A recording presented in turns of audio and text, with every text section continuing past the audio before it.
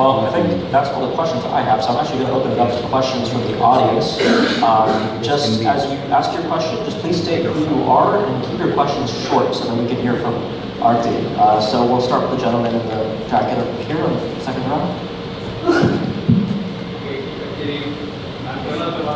Please use the microphone. No comments, please, just a question. I'm Karan Tawakia. I spent a fair amount of time in Kashmir myself, not in Srinagar, Baramulla, or Sofia, or Sopore, but in the remote areas of Kashmir, which most of the people don't go and see. The problem in the Kashmir is, I don't know. First thing that we must do is identification of the textbooks, what is being taught over there. I've seen with my own eyes way back in 92 to 95 I was there, that Kashmir was not even shown part of India. That is what is being taught to the kids of the Kashmiris. I don't know how many governments have assessed that's the thing. Second thing, they need employment. Apples. I've seen a lot of apples. Do you have a question for? Yeah, the question is that when you are talking about demography, I don't agree with you because right across the border, every single retired ex-serviceman is settled on the border. We could do similar thing in Kashmir to bring peace and safety to our people because people those are experts in fighting terrorism will be in the neighborhood and that will be a deterrence to the terrorists. That wasn't a question, but thank you. We'll go with our next speaker. Please raise your hands. Start up here with our host tonight. Thank you, Aarti. My question is that in the US Congress, there was one witness, Natasha Call. You mentioned about women's rights, and she said that there was some verdict of the High Court of Kashmir which settled rights of women forever, in the sense that even if women married outside the valley, they had rights. So what do you have to say about that? Where was she coming from? Because I don't think that that's correct. What is your view on that? I'm glad that you asked that question because what she said there was half truth and basically a half lie. You can look at it either way. It is a half lie because in 2002, it was for the first time Jammu and Kashmir High Court corrected the gender discrimination that was promoted by Article 35A. It's a little complicated because Article 35A actually guaranteed and also allowed Jammu and Kashmir to formulate its own permanent residency laws. And according to Jammu and Kashmir permanent residency laws till 2002, women who have married outside the state, Jammu and Kashmir women who married non-state subjects would get disqualified as citizens or as state subjects of Jammu and Kashmir. In 2002, and it was a long battle which was fought by women of Jammu and Kashmir. They went to court and they fought that case for years. In 2002, the court gave the verdict that women who married outside the state to non-state subjects were not disqualified as state subjects. But the court verdict stopped at that. What the court verdict did not say was about what happens to the children of women who were married to the non-state subjects. For example, if I have children, I could not have passed my inheritance to my children because I'm married to a non-state subject. So, till this revocation of special status of Jammu and Kashmir happened, the law remained gender discriminatory. The law was illiberal, the law was regressive and conservative and highly against women. Natasha Kaur was absolutely lying through her teeth in that US Congress hearing. All right, we'll open it back up for more questions. Gentleman right over there, with glasses.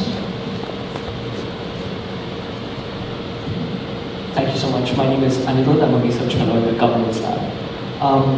I know you're not a government spokesperson, but as an experienced journalist, I'm curious to know what you think about the fact that opposition MPs haven't been allowed to tour the state when others have been, given that there are plenty of opposition MPs, Shashi Tharoor being one example, who are very vociferously sort of defended India's cause on global stages. Does that belie a certain distrust in the government? I do feel that, you know, in a democracy, it is important to have access to information. It's important to have access to people, because you cannot call yourself a democracy if you don't allow people to reach out to you. Therefore, from that perspective, yes, it is problematic, it's highly problematic. However, we must also recognize the fact that Kashmir is not a normal place. It has not been a normal place for the last 30 years. Every single legislator in Kashmir, whether it's first time or whether it's second time or whether it's, you know, a chief minister, always walks through and always accesses Kashmir with high security. It is not easy for any government to provide that kind of security if you are anticipating violence. You do not want to exasperate, you know, that security situation if you are going to give access to people in areas where it is problematic. So on the one hand, yes, it is problematic, but on the other hand, I think I look at it from a security point of view. It is not really feasible for anybody to go to Kashmir given the kind of violence that we are seeing. I mean, ordinary civilians are still getting killed. We saw, you know, a lot of violence even in the last few years. Ordinary civilians, politicians, political agents, PDP, NC legislators, PDP, NC agents have been killed throughout. So it's not easy for any state to take that call. That said, I do feel that, you know, after things normalize, I think the first people who should have the right to access and reach out to people in Kashmir are, of course, the opposition. Thank you for that question. We'll go to the gentleman right there. Hi, this is Vaibhav Parik from Mission Desa Associates here in Malta. My question is, when you look at way ahead, what according to you should be government's milestone in year 1, 2, 3, 4, 5, or what they should have achieved to bring Kashmir as a completely integrated part of India, in a sense, making it models? What do you think are the key steps and the milestones which you would expect to see at that government? I think as a liberal person, the biggest milestone has already been taken, which is removal of regressive, liberal, conservative articles like 35A and 370. The second milestone really would be strengthening democracy, strengthening institutions in Kashmir. It's important to build institutions with accountability and transparency. It is essential to reach out to people through institutions, because if you do not provide that confidence to people and if you do not create a system where people feel that they are being delivered justice through these institutions, you will not really make an impact on people. So that is number 2. Number 3 definitely is de-radicalization. I think there is political radicalization, there is religious radicalization, and there are two different things in Kashmir. They are the essential pillars on which separatism has grown in the last 20 years. So Government of India will have to really look at the education. That gentleman was right. Education is one of the key areas where the government will have to invest. It's not only in the government, in the public schools, it's also in private schools, also in madrasas, where government will have to regulate education to the extent where we are able to impart secular values to society. We are able to tell people why it's important to separate state and religion. Where we are able to tell people why secularism, pluralism are good for progress of a society. The third thing I would say is integration and some kind of intra-regional dialogue between communities. I'm emphasizing on this point because a lot of distrust, a lot of mistrust, a lot of animosity has developed in communities, in all the communities of Jammu and Kashmir, because Ladakh for the longest time felt alienated because it is the most backward region of their style state. Jammu has always felt discriminated against Kashmir. Kashmir, on the other hand, feels alienated because of various factors. A lot of it is real, a lot of it is imaginary, a lot of it is Pakistani propaganda. So government will have to work on the narratives that have been encouraged, unfortunately, by the Indian state itself for almost 25 years. For the longest times, the state was culpable in facilitating, incentivizing crime and terror in Kashmir because the state did not even know what it was doing.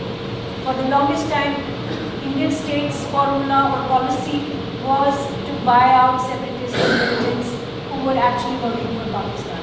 So that's where the line has been drawn in the last 5-6 years, and that's where the government has been able to make a point that terror network or any kind of separatism is no longer going to be the dominant currency.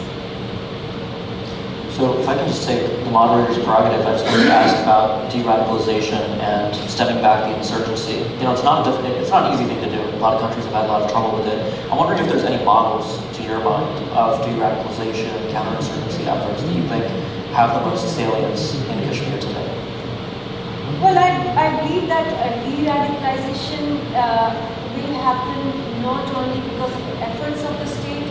Civil society has to pitch in. Civil society has to contribute, and I think that's where Kashmiri Muslim civil society will have to contribute in a massive way. It has been silent for last 30 years because of fear psychosis, because of violence, because of fear of militancy.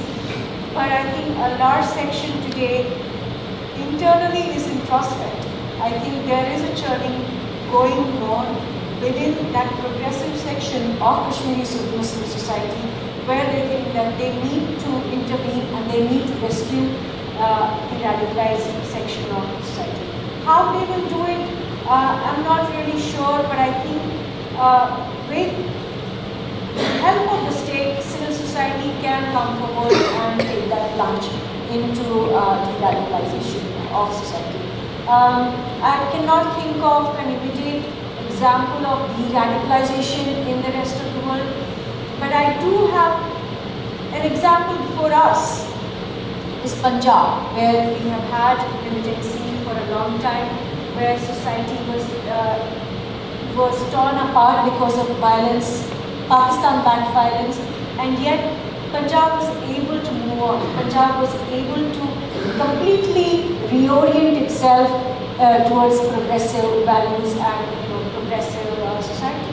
So I think we do have examples. We just need to formulate a new policy for Kashmir, but it cannot happen with the efforts of the state alone. Thanks for that. Let's sneak one more question in. All right, we'll open it back. We'll go to the woman on the row on the bench, right there.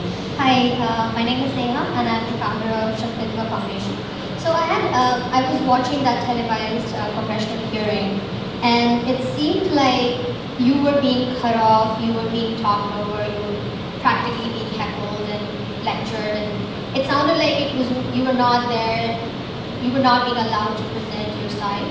And as a person who's taken interest in reading up on Kashmiri history, it felt like the entire conversation about Kashmiri Pandits was completely, swept under the rug. People even said they left as if they just broke out on their own. What do you think? Why do you think that was the case? Like, as if they invited you, why didn't they want to hear you out? And what do you think is the implications of that in terms of Indian relations, or even in terms of the international conversation about Kashmir? Well, I'm glad you raised that point. I have been meaning to talk about it. But I really felt in that congressional hearing that American democracy is at a turning point. It is really polarized to the extent where Democrats who were the party of the center and center left or center, they are moving further left. And that became very apparent in that hearing because member after member in that committee was not willing to listen to what I had to say. I was the only witness on that panel who had worked on Kashmir, worked in Kashmir, and had the experience both as a Kashmiri and both as a journalist. But none of them showed any interest in fact-finding process. None of them showed any interest in arriving at truth. So I really felt that, the biggest democracy, the democracy that we all look up to in the rest of the world, American democracy, was in a way eroding itself, was in a way also delegitimizing itself by setting up a kangaroo court wherein witnesses had been chosen carefully only to ideologically align itself with what the members wanted to hear and what their own constituents wanted to hear. It had nothing to do with truth mission or fact-finding mission. What really was apparent was the fact that Ilhan Omar, who is a far radical left-wing Islamist, the concoction of various identities, but who essentially is a radical who is there as a committee member, came only there to target me, to tarnish my image, and she went after, she went to every other witness except for me, and she did not even allow me to defend myself. So what does that indicate? It indicates that the Democrats somewhere have made their choice when it comes to India, when it comes to South Asian region, because it was supposed to be a hearing on South Asia, but 5 out of 6 witnesses spoke only about Kashmir. One of the witnesses, Angana Chatterjee, for example, she's worked with Ghulam Nabi Fayed, who is a convicted felon in the US, who worked with the ISI and has been known as an ISI agent. She was there as a human rights, witness. By which parameter, by which yardstick was she a credible evidence really baffles me, because she should be the last person entering that sacrosanct house. That is a shame for any democracy if you bring in such people. Then, of course, that Pakistani fellow whose only claim to being a witness was that his soul feels for Kashmiri Muslims, as if that is an eligibility criterion for being a witness, who had nothing to do with Kashmir, and yet he was there as a witness. So overall, I would say the experience was quite disappointing, because I was expecting a fair and objective and dispassionate process of hearing, process of arriving at truth. It's a different matter if you're coming from different ideological prisms. But I fundamentally am a liberal. I align myself and I see myself as somebody who relates to democratic values, who also relates to Republican values. And I don't see myself in the left versus right ideological prism, because I am somebody who has worked on the ground and who has shunned all kinds of macro identities. Okay, well, we have time for a few more questions. So, do you mind if we take a couple at once, Aarti, or do you prefer to go one by one? We'll do multiple. Great. Okay. We'll start with the gentleman here. I'm Rakesh. Please wait for the microphone. I'm Rakesh. Aarti, thank you very much for all that you have done for India, for Kashmir, and in a way for US-India relationships. In the long arc of history, your work will be very valuable. My question is this: isn't the first step in the way forward in Kashmir through affecting change in the life of Kashmiri women? They were the worst sufferers, and that's where the Indian Constitution is not equal. The Indian Constitution discriminates in favor of women. That is the majesty of the Indian Constitution. So it seems to me, to get a quick impact in Kashmir, when you look at the provisions of the Indian Constitution, 1/3 of all bodies, panchayat, local bodies, reserved for women. Crimes against women, you know the statistics, Sher Kashmir, every week, number of abortions committed, unfortunately, by uncles accompanying young girls, not Indian Army, uncles accompanying girls, you know all the facts. So my question is, isn't the way forward in Kashmir the very first thing for the government of India to say, we're going to impact in the next 6 months on the life of Kashmiri women? Ultimately, they are the ones who de-radicalize Kashmir, not the crazy men. Your thoughts? Well, as a feminist, I would definitely support that, where you empower women in greater numbers and at greater levels of constitutional. I do think that women have a greater role to play in Kashmir, because to begin with, Kashmiri mothers, we have seen in the last several years, every time a youth goes out to join militancy, a waiting mother goes out on YouTube, posting videos, asking her son to come back and not to take that regressive path. So I think the women, of course, should be empowered in Kashmir in a way that they are able to affect that change. I also feel that as a liberal person, it is important that India should go ahead with the Uniform Civil Code, where women will come under the same law for everyone in every community, where women have all the rights across religious spectrum, across communal spectrum, ethnic spectrum, where women are not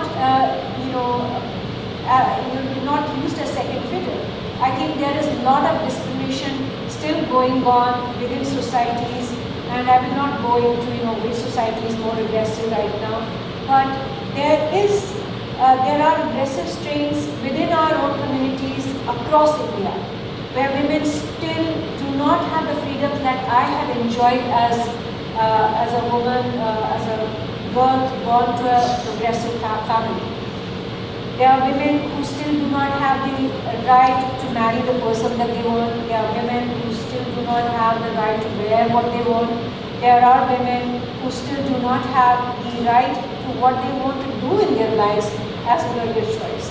So I think apart from these things, Uniform Civil Code will look at the kind of laws that are governing women in different arenas of public and private life. I think one of the biggest reasons women have been held back are the personal laws in different communities which have been traditionally regressive.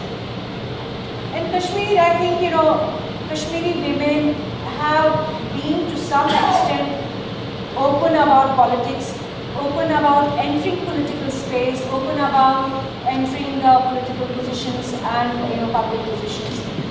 That must increase, but that must increase in Jammu also, because I've also lived in Jammu, I've also seen Ladakh, and I think women in Jammu are as unempowered as women in Kashmir. So I think I would say that yes, there is a lot of scope for constitutional empowerment of women in Jammu. Right, looking back up, gentleman right here.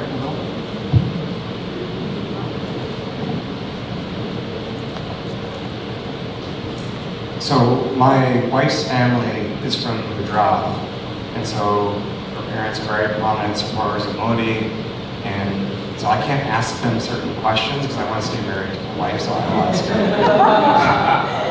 her. So my question is, if the goal is democracy in Kashmir, do these methods of military intervention, shutting down communications, limited access to reporters, locking up teenagers, as reported in the New York Times, a means towards accomplishing that goal? And are there potentially some problems with how this government is choosing to try to accomplish that goal? I'm glad you asked that question. And as I said earlier, I've been one of the victims of this communication blockade. When I went to Kashmir on August 5th, this was just before the revocation of special status. it was difficult for me to reaching out to people. How do you communicate with people when you have no phones, when you have no mobiles, when you have no landline, when you have no internet? So communication blockade imposed by the government of India caused immense inconvenience. It really disrupted normal life in Kashmir on August 5th. Having said that, from that point, from August 5th communication blockade to now, the government has restored landlines, the government has restored facility called postpaid mobile phones.